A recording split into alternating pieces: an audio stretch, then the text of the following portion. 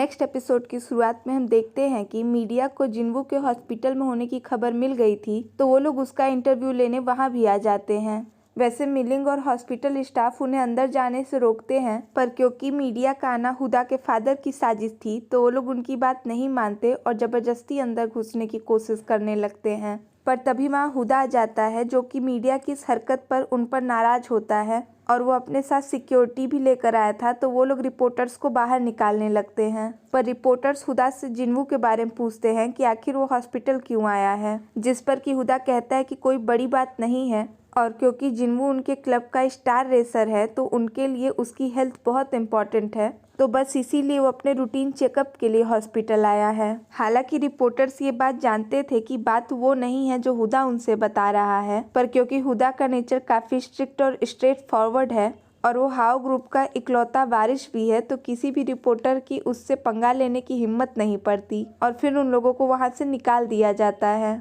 Reporters के जाने के बाद प्रिंसेस हुदा के पास आती है, पर हुदा को उससे कुछ ज़रूरी बात करनी थी, तो वो उसे बाहर चलने को कहता है, क्योंकि कहीं न कहीं हुदा को भी इस बात पर शक हो रहा था कि आजकल जिन्वू के साथ जो कुछ भी हो रहा है उसका कनेक्शन कहीं न कहीं तो प्रिंसेस के साथ ज़रूर है, क्योंकि जिन्वू के साथ जब भी कुछ अजीब होता है तो उसके साथ प्रिंसेस ज़रूर होती है। तो प्रिंसेस से कल रात के बारे में पूछता है कि वो दोनों कमरे में क्यों गए थे, जिस पर कि प्रिंसेस उसे बताती है कि वो दोनों भीग गए थे, इसलिए ड्रेस चेंज करने रूम में गए थे। पर हुदा को ये बात और अजीब लगती है कि वो दोनों एक ही रूम में चेंज क्यों करने गए, जबकि वहाँ पर तो और कमरे थे।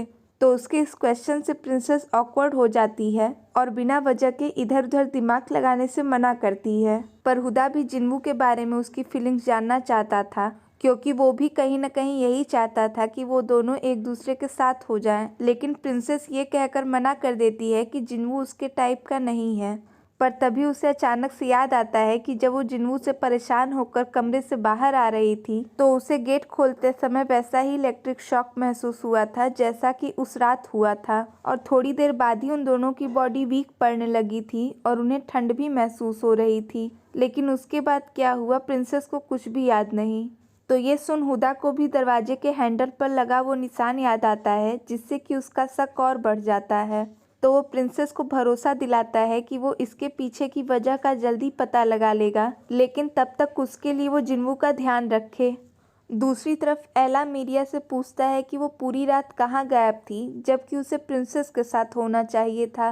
पर मीडिया का तो पहले से ही दिल टूटा हुआ था और अब प्रिंसेस के साथ ये सब हो गया, ये सुनकर वो और बुरा महसूस करने लगती है। तो वो इसके लिए एला से सॉरी कहती है, पर वो दोनों बातें कर ही रहे थे कि तभी वहाँ हुदा आता है। लेकिन मीरिया को वहाँ देख हुदा की उसके सामने जाने की हिम्मत नहीं पड़ती और वो वापस से कमरे में चला जाता है। हालांकि उसे भी ये समझ नहीं आ रहा था कि आखिर मीरिया के सामने जाने में उसे इतना अजीब क्यों लग रहा है।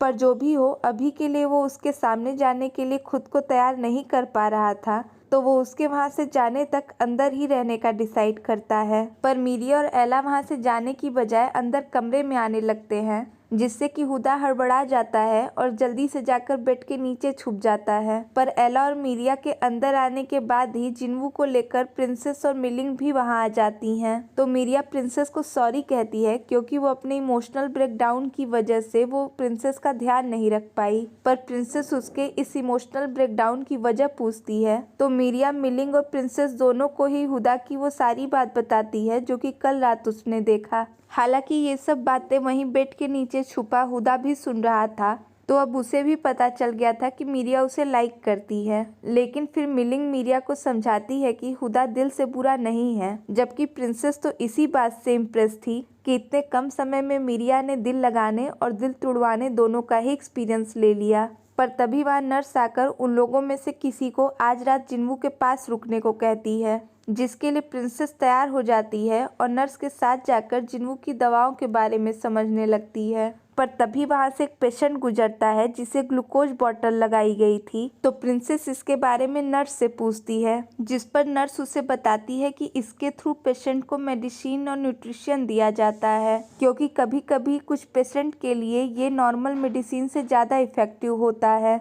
खैर दूसरी तरफ सबके रूम से चले जाने पर हुदा बेड से बाहर निकलता है, पर जिन्वू को बैठा देख वो बिल्कुल चौंक जाता है। लेकिन इससे पहले कि वो किसी को बुलाता, जिन्वू उसे रोक देता है और बताता है कि उसे पहले ही होश आ चुका था, पर अभी तक वो बेहोश होने का नाटक कर रहा था क्योंकि उसने प्रिंसेस को अपनी फीलिंग कन्फेस कर ली है और वो नर्वस है कि न जाने वो इस बात पर कैसे रिएक्ट करेगी।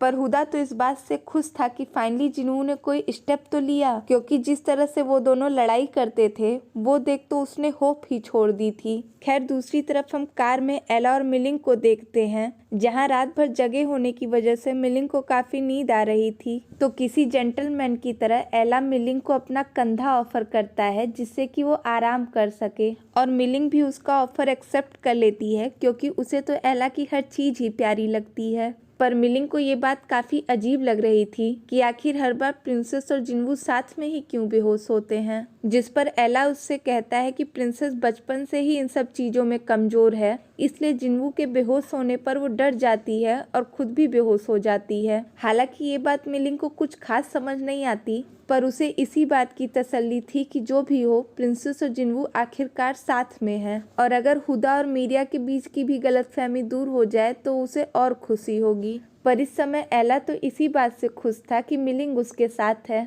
पर इधर हॉस्पिटल में हुदा और जिन्वू इसी सोच में डूबे थे कि झूठे बीमार होने का नाटक तो उसने कर लिया है, पर अब ये नाटक कितना लंबा चलेगा, क्योंकि अगर उसके नाटक की भनक प्रिंसेस को लग गई तो वो वैसे भी उसे नहीं छोड़ेगी। खैर वो दोनों ये बातें कर ही रहे थे कि तभी वहाँ किसी के आने की आहट होती है और जल्दी से हुदा वापस से जिन्वू को बेड पर लिटा देता है और तभी वहाँ प्रिंसेस आ जाती है।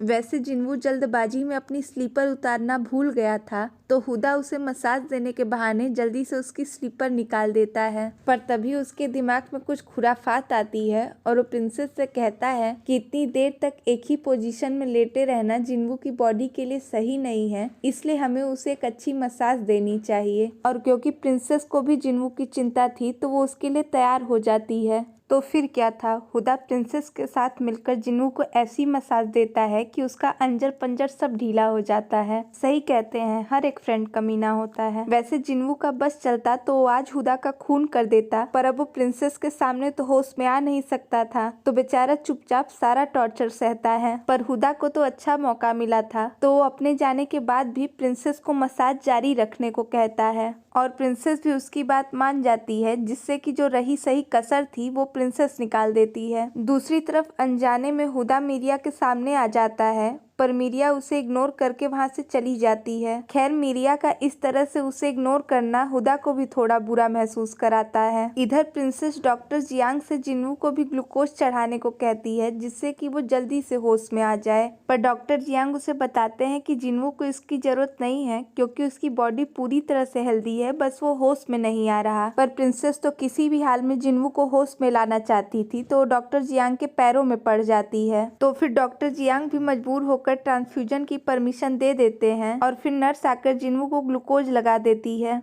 लेकिन अब ये नाटक तो जिन्वू को कुछ ज्यादा ही भारी पड़ने लगा था, पर अब वो कर भी क्या सकता था। तो प्रिंसेस की आंख लग जाने पर वो ट्रांसफ्यूजन ऑफ कर देता है, पर जब वापस से प्रिंसेस की आंख खुलती है तो वो ड्रॉप चेक करती है जो कि बंद था। लेकिन अब उसे ये तो पता नहीं था कि वो ऑन कैसे किया जाता है, तो वो उसे हिलाकर चेक करने लगती है। पर इस तरह से छेड़ने की वजह से जिन्वू का रिवर्स ब्लड फ्लो होने लगता है, जिसे देख प्रिंसेस घबरा जाती है और इसी के साथ ही एपिसोड यहीं खत्म हो जाता है। तो मिलते हैं नेक्स्ट वीडियो में आगे की कहानी के साथ, तब तक के लिए stay tuned and thanks for watching.